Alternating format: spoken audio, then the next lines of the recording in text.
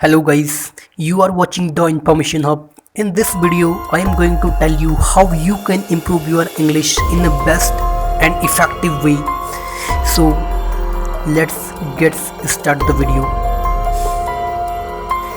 तो दोस्तों, चाहते और ना चाहते हुए भी आज आपको इंग्लिश जो है वो सीखनी ही होगी या इंग्लिश का ज्ञान रखना ही होगा दोस्तों, क्योंकि ये विरासत 250 साल पहले लॉर्ड मैकाले के द्वारा या अंग्रेज़ों के द्वारा दी गई है, जिसके गुलाम हम आज लगभग बन चुके हैं और आज सीखना तो एक मजबूरी भी बन चुकी है जो नहीं भी सीखना चाहते हैं। तो दोस्तों, सबसे पहले दोस्तों मैं आपसे यही रिक्वेस्ट करूँगा कि इंग्लिश को ज्ञान का पैमाना आप कभी मत मानिए। इंग्लिश कोई ज्ञान की भाषा नहीं है। ओके, जो ज्ञान की बातें आज इंग्लिश के यूरोपियंस बुक्स या यूरोपियंस राइटर करते हैं दोस्तों, 5000 साल पहले हमारे ऋषि और मुनियों ने वो लिटरेचर संस्कृत, पाली, प्राकृत, अपभ्रंश, अवहट जैसी भाषाओं में लिख करके छोड़ रखे। तो इंग्लिश को कभी भी आप किसी को जज करने के लिए इंग्लिश को कभी वो पैरामीटर मत बनाइए। इंग्लिश को, क्योंकि आज की डेट में दोस्तों देखा ही जाता है कि इंग्लिश को एक सुपीरियर लैंग्वेज के रूप में देखा जाता है। यदि इंग्लिश आती है तो आपकी सारी कमियां या फिर आपका सारा टैलेंट जो है, आपकी सारी डिग्रियां, क्योंकि हो ऐसा रहा है दोस्तों, आपकी सारी डिग्री, आपका सारा टैलेंट, आपका जितनी भी उपलब्धि है, यदि इंग्लिश नहीं आती तो वो आज उसको लोग कंसीडर नहीं करते हैं।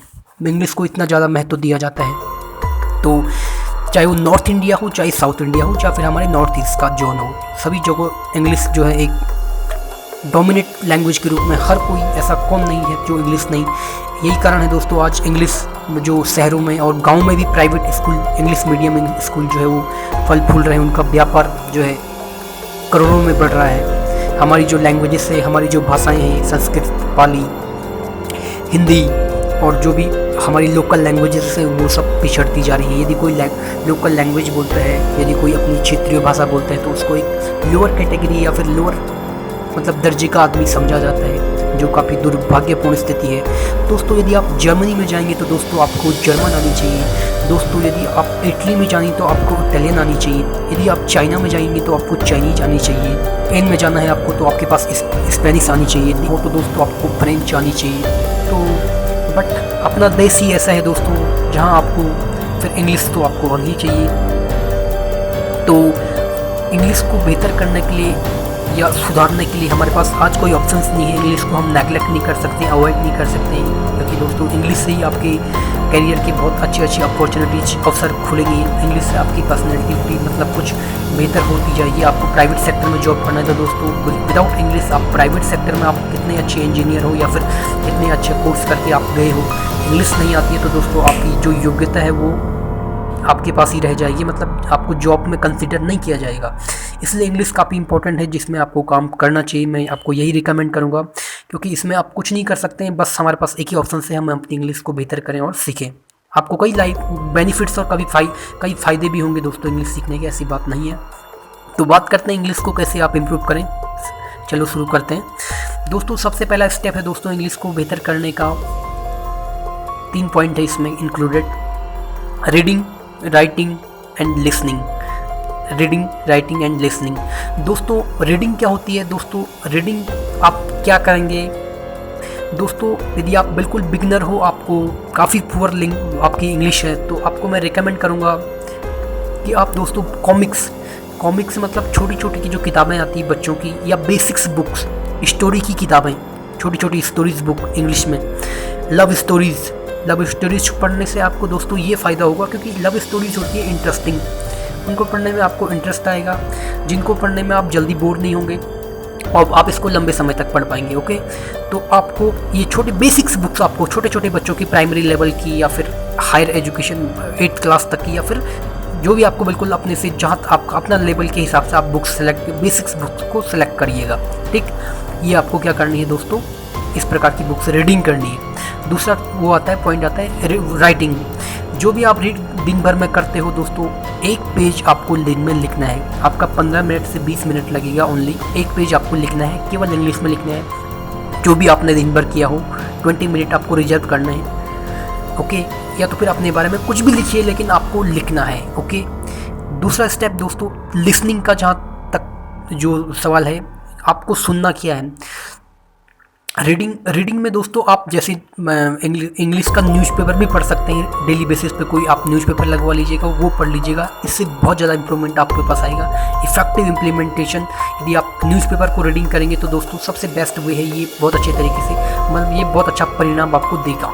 ठीक, लेकिन आप इस पर एकदम से मत शिफ्ट हो जाइए। पहले आप बेसिक्स बुक से शुरुआत कीजिए, फिर आप बाद में जैसे आप 6 महीने ऐसा कर पाएँ, उसके बाद आप इंग्लिश के थोड़ा सा अच्छे लेवल में पहुंच जाओगे, तब आप न्यूज़पेपर में शिफ्ट हो जाइए।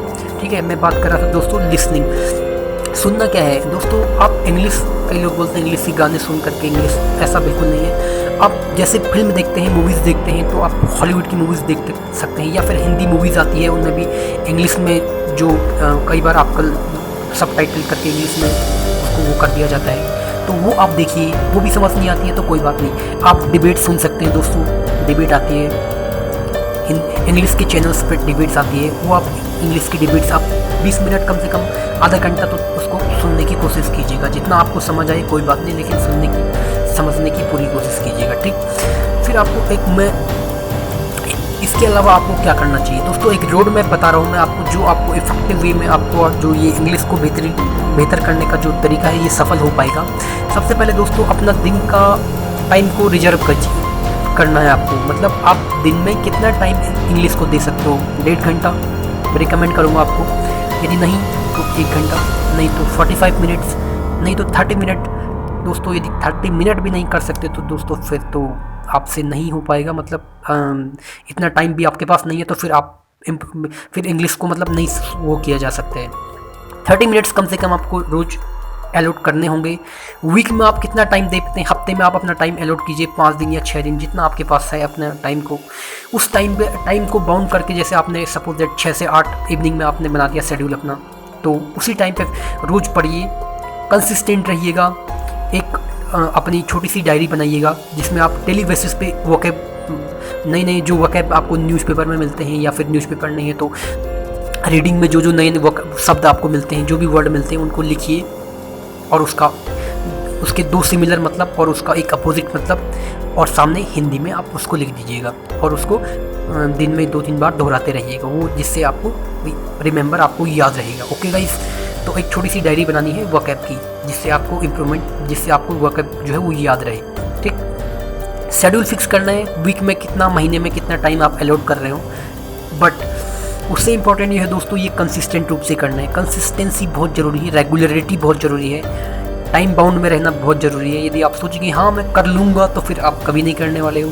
इसको टाइम बाउंड रह करके और अपना एक टाइम टेबल और उसको फॉलो कर करके आप बेहतर इम्प्रूवमेंट और अपने आप को पहले से बेहतर अपने आप को पाओगे आप। ये मेरा आपसे वादा है और दावा है। ओके, बट आपको ये पूरे डिसिप्लिन और पूरे अनुशासन के साथ फॉलो करना होगा।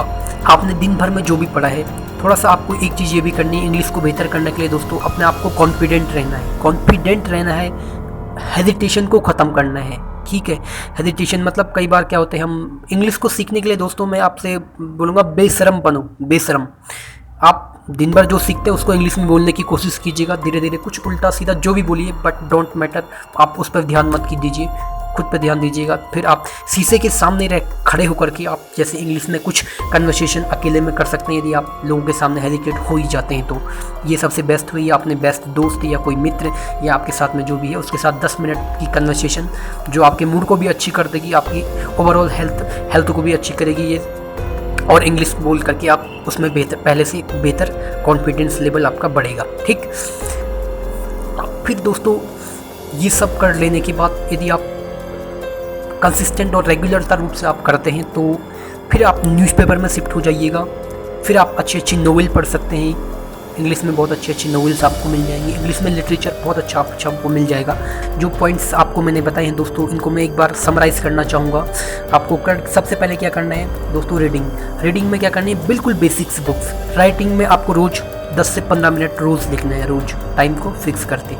ठीक, 20 मिनट या 15 मिनट जो भी, एक पेज आपको रोज़ लिखना है। आप सुनने में आप थोड़ा बहुत सुन सकते हैं, जैसे आपके पास टाइम है वो आप देख लीजिएगा। ठीक, इसके लिए मैंने आपको रोड मैप बताया दोस्तों। टाइम टेबल को शेड्यूल करना है, महीने का टाइम आपका कितना है रिजर्व है, हफ्ते में आपने कितने टाइम और कितने घंटे दिए हैं, 5 दिन दिए हैं, कितने घंटे दिए हैं, 30 मिनट, 45 जो भी है, एक शेड्यूल बना करके काम करना है। रेगुलर रूप से काम करना है, जो वोकैब की डायरी बनाई है उसको रिवाइज करते रहना है दोस्तों। कोई ज़्यादा आपका हार्डवर्क नहीं लगेगा, बस 1-1.5 घंटे का काम है। यदि आप हफ्ते में 5 दिन भी करेंगे 1 घंटा या 45 मिनट, मेरा आपसे दावा है आप पहले से बहुत बेहतर होंगे। आपके इंग्लिश जो है बहुत अच्छे लेवल की होगी, आपको कहीं भी कोई प्रॉब्लम नहीं आएगी और इसके आपको मल्टीपल बेनिफिट्स आपको मिलेंगे। कहीं भी आप चाहिए इसके आपको तमाम आपको फ़ायदे होंगे। Okay guys, I hope video आपको कुछ हेल्पफुल लगी होगी। Please like, share and comment on this platform. Thank you for watching. Thank you.